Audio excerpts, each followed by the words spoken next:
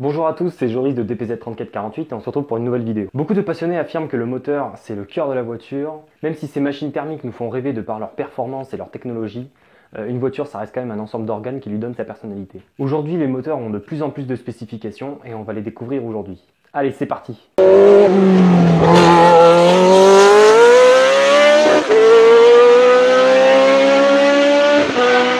Dans cette vidéo, on va traiter des moteurs à combustion interne alternatifs, c'est-à-dire ceux qui possèdent des pistons et qui suivent le cycle Baud-de-Rochas ou le cycle 4 temps. Alors ça veut dire quoi tout ce charabia? Eh bien, les moteurs alternatifs ont un ou plusieurs pistons qui montent et qui descendent pour créer le mouvement de rotation via le vilebrequin. Alors le cycle Baud-de-Rochas, c'est un cycle qui définit les moteurs à 4 temps. Donc on a 4 temps qui se passent dans ce moteur. En 1, on a l'admission, en 2, on a la compression, en 3, on a la combustion ou l'explosion. L'explosion, c'est plus facile à expliquer. Et en 4, on a l'échappement. Et enfin, on va s'intéresser aux moteurs à essence et aux moteurs diesel.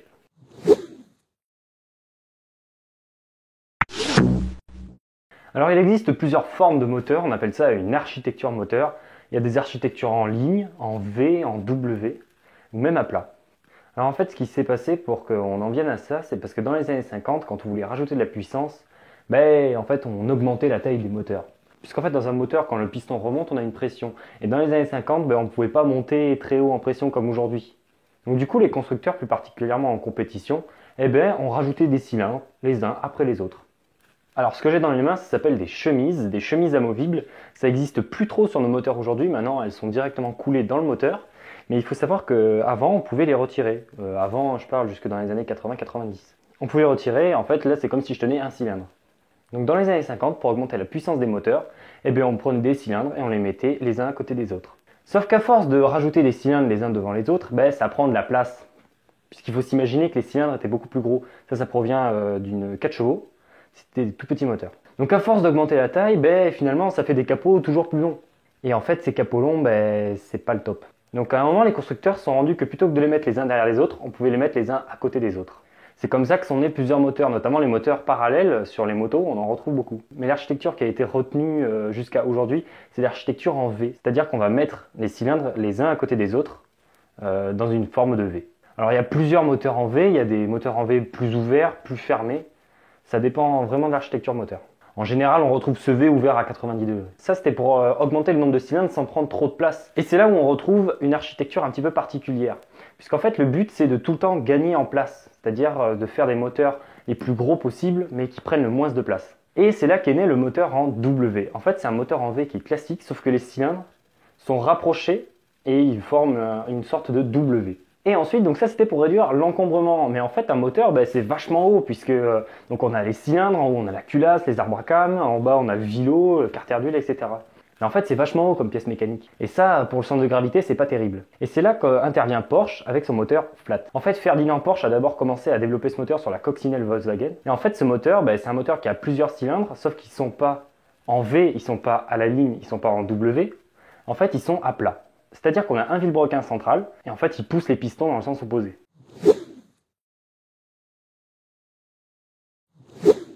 Alors, pour ceux qui ne le savent pas, voilà ce que c'est un vilebrequin. En fait, le vilebrequin il va servir à transformer le mouvement de translation des pistons en mouvement de rotation. C'est une pièce qui est vachement importante sur un moteur puisque c'est lui qui donne le tempo. Il y a plusieurs calages de vilebrequin. Ici, on est sur un vilebrequin à calage à plat. C'est-à-dire que quand on le regarde comme ça, en fait, il est tout plat. Mais il existe plein d'autres types de vilebrequins. En fait, on va jouer sur ce qu'on appelle les manetons. Les manetons, c'est cette partie-là, c'est là où sont reliés les bielles. On va faire ça pour changer le tempo, savoir quand est-ce que le piston va monter ou descendre. Sur tous les moteurs européens, globalement, on retrouve des calages à plat, sauf chez AMG qui aime bien mettre des calages en croix.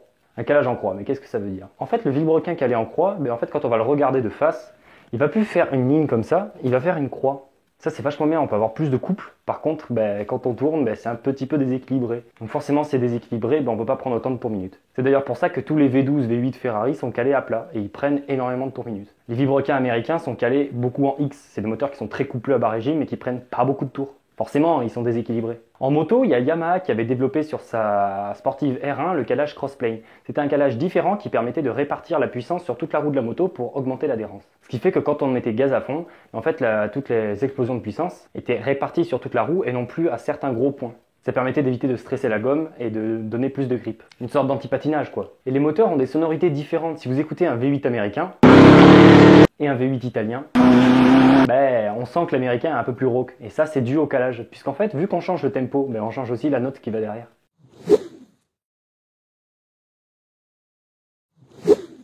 Dans un moteur, les cylindres ils ont une spécificité géométrique. On a l'alésage et la course.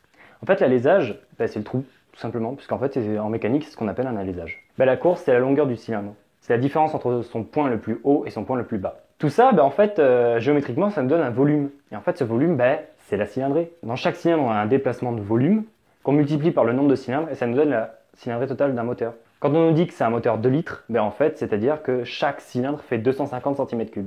Ces moteurs-là ont une spécificité encore différente. On les distingue en 3 catégories. Les carrés, les super carrés et les courses longues. Les courses longues, ça va être des moteurs qui sont plus faits pour prendre de gros couples. C'est-à-dire que leur course est plus grande que leurs alésages. Les moteurs carrés, c'est les moteurs qui ont un alésage qui sont plus grands que leur course. Globalement, ces moteurs-là sont spécifiques au grand rendement. C'est des moteurs plus typés compétition. En Formule 1, on le retrouve beaucoup. Et les moteurs super carrés, c'est les moteurs qui ont un rapport de 1 pour 1. C'est-à-dire que leur alésage est égal à leur course. Finalement, aujourd'hui, on s'est rendu compte que les moteurs carrés étaient vachement mieux que les moteurs à course longue. Et en fait, tout ça, toutes ces courses, toutes ces spécifications géométriques, ben en fait, ça va affecter le rendement. Alors, le rendement d'un moteur, qu'est-ce que c'est? En fait, le rendement en mécanique en général, c'est la perte entre l'entrée et la sortie d'un système. On met une quantité d'énergie à l'entrée, il y a quelques pertes, parce qu'il y a toujours des pertes, notamment sous forme de chaleur. Quand on fait le rapport de la puissance qu'on récupère à la sortie, qu'on divise par la puissance qu'on a mis à l'entrée, ben ça nous donne le rendement. Et en automobile, pour les moteurs, on utilise une formule un petit peu différente qui est le cheval par litre. C'est-à-dire qu'on divise la puissance en chevaux d'un moteur divisé par sa cylindrée et on obtient un rendement. Les très hauts rendements aujourd'hui sont autour de 130 chevaux par litre. Mais ça, c'est pour des moteurs de supercar. En général, sur les voitures de tous les jours, on retrouve un rendement de 70 chevaux par litre à peu près. Quoique sur les nouveaux moteurs downsizés, c'est-à-dire qu'on a réduit la cylindrée mais augmenté la puissance, grâce notamment à l'adjonction de turbocompresseurs. Mais ça, on y reviendra plus tard. Mais en fait, ces moteurs, le but, c'est d'augmenter à fond le rendement. C'est-à-dire d'augmenter leur puissance en diminuant leur cylindrée. Tout ça pour des raisons de consommation. Mais sur le papier, c'est bien joli. En réalité, c'est un petit peu différent.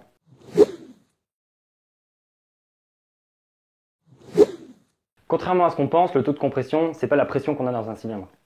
En réalité, c'est une formule mathématique que je vous affiche ici. Et en fait, ça va nous permettre de savoir finalement combien est-ce qu'on comprime d'air. En réalité, le taux de compression, c'est quelque chose qui est vachement compliqué à comprendre. En fait, ça va faire rentrer en compte un nouvel élément qu'on découvre dans le moteur, la chambre de combustion. En fait, c'est un petit volume qu'il y a dans la culasse, et c'est dans ce volume-là que se passe la combustion. Il faudrait en faire une vidéo dédiée en fait sur le taux de compression. En fait, dans un moteur, l'essence n'explose pas, elle brûle très rapidement. Et c'est au moment où elle explose que c'est très mauvais, puisqu'en fait, une explosion, ça va faire une détonation, ça va endommager tout ce qui est partie mécanique. Et ça, c'est pas bon du tout. C'est ce qu'on appelle le cliquetis. Le cliquetis, il faut l'éviter absolument. C'est pour ça que maintenant, dans les moteurs, on a des capteurs cliquetis qui permettent, une fois qu'ils détectent ce cliquetis, ils permettent de réduire l'avance, on va y revenir, et ça va permettre d'arrêter ce cliquetis. Ce cliquetis, il apparaît quand le taux de compression est trop élevé. Sur les moteurs suralimentés, les taux de compression sont un petit peu plus faibles. Ça, c'est parce qu'on vient envoyer le mélange sous pression. On va y revenir dans le point juste après.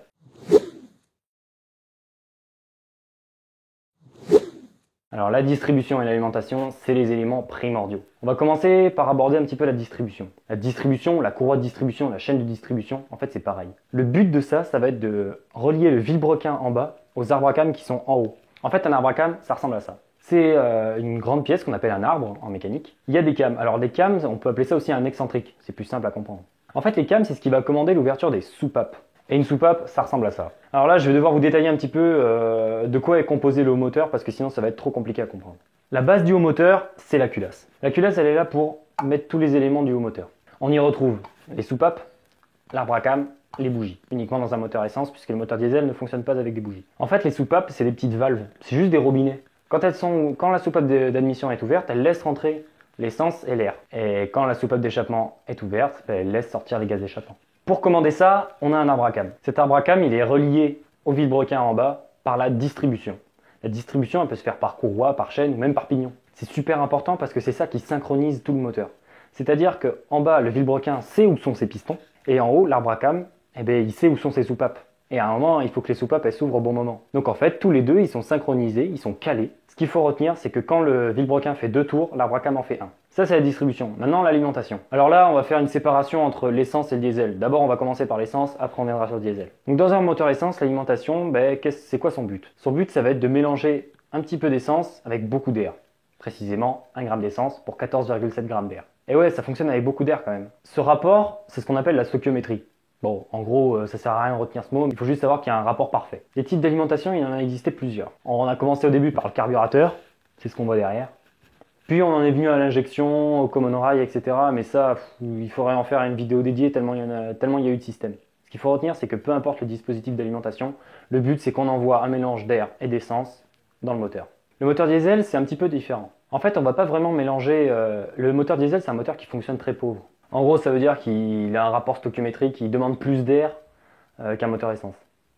En fait, le moteur diesel, il explose pas vraiment. En fait, c'est pas une étincelle qui vient déclencher cette explosion comme dans un moteur essence. Ce qui se passe, c'est qu'on chauffe une masse d'air dans le cylindre quand on comprime. Parce qu'en fait, un moteur diesel, il a un taux de compression qui est extrêmement fort. C'est-à-dire qu'il y a une grosse compression dans les cylindres. Et en fait, quand on comprime cette masse d'air, elle a tendance à s'élever en température. C'est la thermodynamique. Et quand cette masse d'air est bien chaude, on vient injecter du diesel à l'intérieur. En fait, ça va faire plein de petites combustions qui vont brûler tout ensemble et repousser le piston vers en bas comme une combustion essence. Mais le moteur diesel, en fait, il n'y a jamais eu de carburateur. On a toujours été sur de l'injection. Mais le moteur diesel, il a un moteur pareil que le moteur essence. Il y a toujours une culasse, un arbre à cam, etc. Alors maintenant, on va voir un petit peu qu'est-ce qui existe. Déjà, le nombre de soupapes. Il en faut au moins une pour l'émission, au moins une pour l'échappement. Dans un moteur, on a du mal à le remplir. On a du mal à lui envoyer tous les gaz à l'intérieur. Donc du coup, en général, les soupapes d'admission sont plus grosses pour faire passer plus de volume. Les soupapes d'échappement, il faut aussi qu'elles soient bien en contact avec la culasse pour évacuer toute la chaleur. Bah ouais, ça chauffe. Donc en général, les moteurs classiques, on va dire, avaient 2 soupapes par cylindre. Une pour l'admission, une pour l'échappement. Puis après, on s'est dit, pourquoi pas en mettre plusieurs finalement. On en met 2 pour l'admission, 2 pour l'échappement. Bah ouais, ça fait plus de débit. Puis 4 soupapes, c'est bien, mais au final, si on augmentait encore ce débit. Et ouais, c'est comme ça qu'on s'est retrouvé avec des moteurs à 5 soupapes par cylindre. 3 pour l'admission, 2 pour l'échappement. Pour les arbres à cam, on a ce qu'on appelle un diagramme de distribution. Un diagramme de distribution, ça ressemble à ça.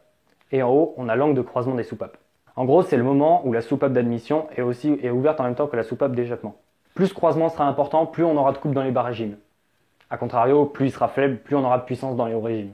Les arbres à cam dans l'histoire de l'automobile, ils ont eu plusieurs places. D'abord en latéral, parce que en fait on faisait comme ça. Puis ensuite on a décidé de les remonter et les mettre en tête. Ça a donné les arbres à cam en tête. Puis après on a décidé d'en mettre 2. Pourquoi en mettre 2 ? Parce qu'en fait avec 2 arbres à cam, on peut régler directement sur le moteur les angles de croisement de soupape.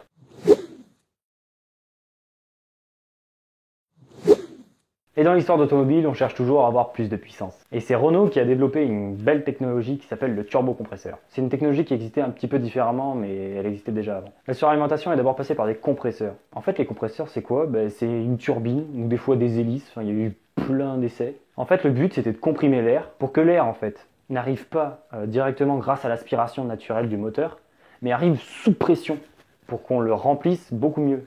Parce que je rappelle, le problème principal d'un moteur, c'est de faire rentrer les gaz à l'intérieur. Donc le compresseur, en fait, c'était une grosse turbine qui était entraînée mécaniquement par le moteur, qui envoyait de l'air sous pression avec de l'essence, et hop, du coup, plus d'air égale plus de puissance. Et du coup, vu que c'était entraîné mécaniquement, ça bouffait un petit peu de puissance au moteur. Et c'est là qu'arrive le turbocompresseur. En fait, c'est pareil, c'est un compresseur aussi, sauf qu'il est plus entraîné mécaniquement, mais il est entraîné par une turbine. Et cette turbine, elle récupère de l'énergie. Mettez votre main devant votre échappement, vous verrez, on sent de la pression un petit peu.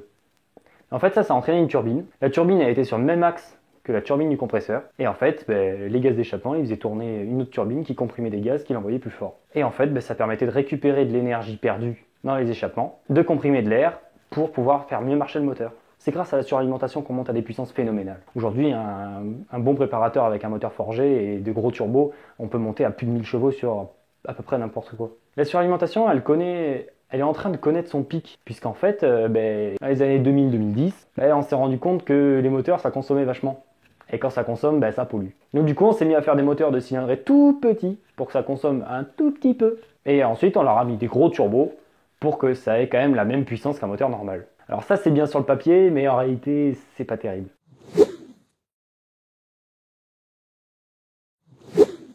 Alors là, désolé les gars qui sont fans de diesel, mais pour vous, il n'y aura pas d'allumage. En fait, un moteur diesel, il s'allume tout seul. Donc, il n'y en a pas besoin. Néanmoins, il y a une chose qu'on retrouve en commun en termes d'allumage dans les moteurs diesel et dans les moteurs essence. En fait, c'est l'ordre. Dans un 4 cylindres normal, l'ordre d'allumage, maintenant on parle plus d'ordre d'explosion, puisque ça marche aussi pour les diesels. En fait, on a d'abord le moteur. On a d'abord le cylindre 1 qui explose, puis le 3, puis le 4, puis le 2. Et ça, c'est pareil sur un moteur essence comme sur un diesel. Donc ça, c'est ce qu'on appelle l'ordre d'allumage. En fait, c'est plutôt l'ordre d'explosion. Un moteur essence, si on ne commande pas l'allumage, ça marchera jamais. Et justement, dans la commande de l'allumage, il y a un truc très important à comprendre, c'est l'avance. Alors l'avance, c'est un bordel à comprendre, mais une fois qu'on l'a compris, on se rend compte que c'est pas si con. Les heures d'allumage, c'est jamais les mêmes malheureusement. 1, 3, 4, 2, c'est pour les 4 cylindres. Et alors là, j'en ai noté quelques-uns pour vous. Les heures d'allumage sur un V8, c'est 1, 8, 4, 3, 6, 5, 7, 2. Et je vous ai même trouvé un petit ordre d'allumage pour les V12, c'est 1, 7, 5, 11, 3, 9, 6, 12, 2, 8, 4, 10. En fait, ces ordres d'allumage, ils sont là pour répartir la puissance sur le vilebrequin. Si vous explosez tout d'un coup d'un côté du vilebrequin, il va pas trop aimer le type. Donc comme ça, on répartit la puissance et ça donne un moteur plus stable et plus équilibré. Voilà, on a vu ensemble les spécifications principales d'un moteur. Les préparateurs ou les concepteurs de moteurs, ils jouent sur tous ces paramètres pour faire ce qu'ils veulent avec un moteur. C'est un boulot plutôt compliqué. Voilà, j'espère que cette vidéo vous aura plu, que vous avez tout compris et surtout que vous êtes bien pété la tête. Sur ce, n'hésitez pas à faire un tour sur le compte Instagram puisque je poste régulièrement des articles sur les voitures. Et puis si la vidéo vous a plu, n'hésitez pas à mettre un pouce bleu et à vous abonner à la chaîne. Allez, ciao!